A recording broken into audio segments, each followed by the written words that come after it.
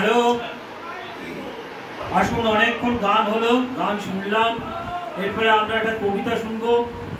একটু মন দিয়ে শুনি, কেননা বর্ষার অভিমুখে আমরা এসেছি, মধ্যখানে বর্ষাকে আমরা প্রাণ ভরে অনুভব করলাম এবং তার সঙ্গে সঙ্গে চা এবং অন্যান্য জিনিস যে সমস্ত গলাধকরণ করলাম তা সত্যি অপূর্ব।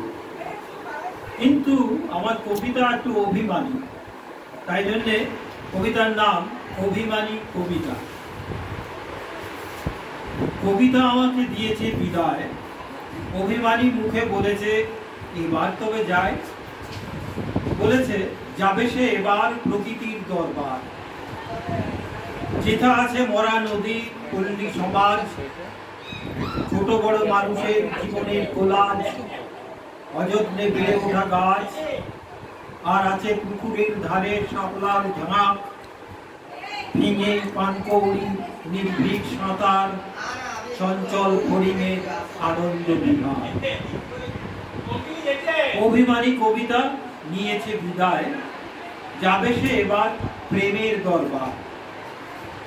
যেথা আছে একান্তবর্তী পরিবার, ভাইয়ে ভাইয়ে মায়ে পোয়ে এক ভাবনায় একাকার। সারাদিন ব্যস্ত থাকে পুঁতে আনন্দ চারা, একদিন জন্মাবে ভালোবাসা, ফুল মালা, মায়া মমতার ফল্গু ধারা, একতার অন্য বর্ণমালা।